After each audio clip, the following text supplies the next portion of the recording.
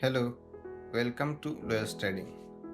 जब हम दुनिया के सबसे सक्सेसफुल ट्रेडर्स की बात करते हैं तो उनमें से एक है जेसी लिवरमोर। जेसी लिवरमोर को बचपन से ही नंबर्स में बहुत ज़्यादा दिलचस्पी थी।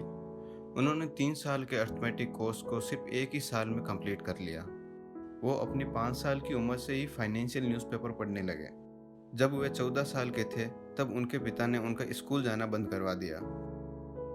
वे चाहते थे कि जेसी लिवरमोर उनके साथ खेती में काम करें, पर उनकी दिलचस्पी नंबर्स और अर्थमेटिक में थी, तो वह इसी में ही आगे बढ़ना चाहते थे। इसीलिए उन्होंने 14 साल की उम्र में घर छोड़ दिया और उनकी पहली जॉब लगी एक ब्रोकरेज फर्म में, जिनमें उनको चौक बॉय का काम मिला। इस काम में उन्हें एक बोर्ड पर स्टॉक प्राइस नंबर लिखने होते कस्टमर्स के लिए। ये उनके लिए एक आइडियल जॉब थी, क्योंकि उन्हें इन प्राइस नंबर्स के मूवमेंट में बहुत ज़्यादा दिलचस्पी होने लगी। वो इन प्राइस नंबर्स को जॉब के बाद अपनी डायरी में लिखने लगे और उन्हें ऑब्जर्व करते। एक दिन उन्होंने ध्यान दिया कि प्राइस के मूवमेंट के कारण पैटर्न बनते हैं। उसी दौरान उन्हें बकेट शॉप के बारे में पता चला। बकेट शॉप पर बेटिंग की जाती है स्टॉक प्राइस के ऊपर नीचे होने पर। अब तक जेसी लिवरमोर ने ट्रेडिंग नहीं की थी, क्योंकि वो समझते थे कि ट्रेडिंग में बहुत ज़्यादा डॉलर की ज़रूरत पड़ती है, पर बकेट शॉप पर बहुत कम डॉलर्स में बेटिंग कर सकते हैं। उन्होंने सोचा कि उनके पास सही अपॉर्चुनिटी है अपने सिस्टम को टेस्ट करने के लिए। जेसी लिवरमोर ने थोड़े ही टाइम के बाद अपना पहला प्रॉफिट कमाया। जल्द ही वे अपनी जॉब से ज़्यादा कमाने लगे। इसीलिए उन्होंने निर्णय लिया कि अब वो अपनी जॉब नहीं करेंगे और पूरा ध्यान बकेट शॉप पर लगाएंगे। जब वे 15 साल के हुए तब तक उन्होंने $1000 कमा लिए। आज के हिसाब से $25,000 के इक्वल है। जेसी लिवरमोर इसी तरह अच्छे से ट्रेडिंग करने लगे, जिसके कारण बकेट शॉप को उनकी अर्निंग से घाटे होने लगे। उन्हें वहाँ से बैन कर दिया गया और धीरे धीरे पूरे टाउन के बकेट शॉप ने जेसी लिवरमोर को बैन कर दिया। 20 साल की उम्र तक उन्होंने $10,000 कमा लिए थे और कुछ समय बाद उनकी वेल्थ वापस गिरने लगी और उनके 21 साल के होने पर सिर्फ $2500 रह गई। उनके इन नुकसान की वजह वे अपने आप को बताते हैं, क्योंकि वे अपने सिस्टम के हिसाब से नहीं चले। वो कहते हैं कि उनका सिस्टम उन्हें 70% विनिंग ट्रेड देता है। कुछ समय बाद उन्होंने न्यूयॉर्क स्टॉक एक्सचेंज में ट्रेडिंग करनी स्टार्ट की। न्यूयॉर्क स्टॉक एक्सचेंज में उन्हें ज़्यादा समय नहीं लगा एक रेप्यूटेड विनिंग ट्रेडर बनने में, पर जल्द ही वह अपनी वेल्थ वापस खोने लगे। उन्हें ऐसा लगा कि उनका विनिंग फॉर्मूला सिर्फ बकेट शॉप के लिए है, न्यूयॉर्क स्टॉक एक्सचेंज के लिए नहीं। वे फिर से बकेट शॉप पर ट्रेडिंग करने का सोचने लगे। इसीलिए वे एक नए शहर सेंट लुइस गए और ट्रेडिंग करने लगे। जल्द ही उन्होंने इतने डॉलर कमा लिए कि वापस न्यूयॉर्क स्टॉक एक्सचेंज में ट्रेडिंग कर सके। 1907 के दौरान जेसी लिवरमोर एक जाने माने ट्रेडर बन गए। ये पहली बार था कि उन्होंने एक दिन में $1 मिलियन कमाए।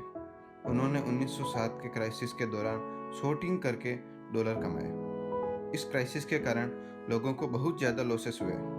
इसीलिए जेपी मॉर्गन ने जेसी लिवरमोर से रिक्वेस्ट की कि वे मार्केट में वापस खरीदारी स्टार्ट करें, क्योंकि जेसी लिवरमोर जेपी मॉर्गन को बहुत ज़्यादा मानते थे। इसीलिए उन्होंने मार्केट में वापस खरीदारी स्टार्ट की और उन्हें देखकर लोग उन्हें फॉलो करने लगे।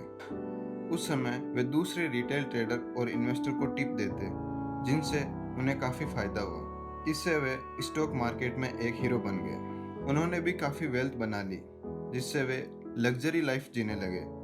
अपनी इस लग्जरी लाइफ को मेंटेन करने के लिए उन्होंने फिर से मार्केट में ट्रेडिंग करनी स्टार्ट की।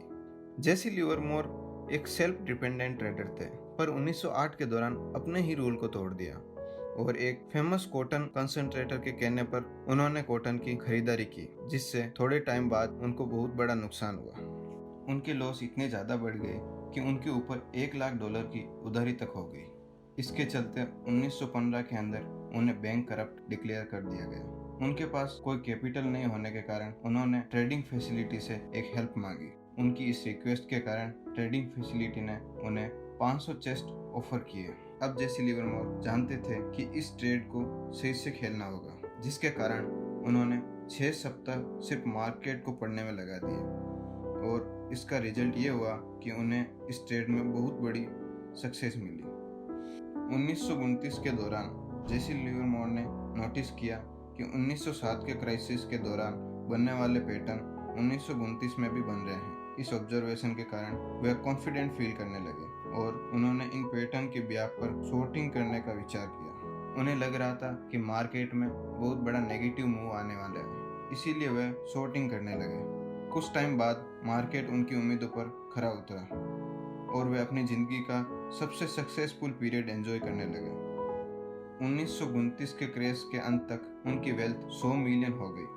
100 मिलियन कमाने के बाद 1929 में जेसी लिवरमोर की वेल्थ एक बार फिर से रेपिडली कम होने लगी। इसका रीजन सही से कोई नहीं जानता, पर ज़्यादातर यही अनुमान लगाते हैं कि उनकी वेल्थ स्पेक्यूलेशन के कारण कम हुई। इस दौरान जेसी लिवरमोर की प्राइवेट लाइफ में अनसेटल्ड प्रॉब्लम आने लगी। इस वक्त जेसी लिवरमोर को तीसरी बार बैंक करप्ट डिक्लेयर कर दिया गया। वह मार्केट में वापस आकर अपनी वेल्थ बना सकते थे, क्योंकि ये सब उन्होंने पहले भी किया था, पर अपनी निजी लाइफ में प्रॉब्लम्स के कारण वे वापस नहीं आए। इसके चलते वे अपनी बीवी की इनकम पर जिंदगी बिताने लगे। नवंबर 28, 1940 में उन्होंने अपने आप को गोली मार ली। जेसी लिवरमोर स्पेक्यूलेशन को एक बिजनेस की तरह समझते थे। इसमें कोई शक नहीं कि जेसी लिवरमोर एक सक्सेसफुल ट्रेडर थे।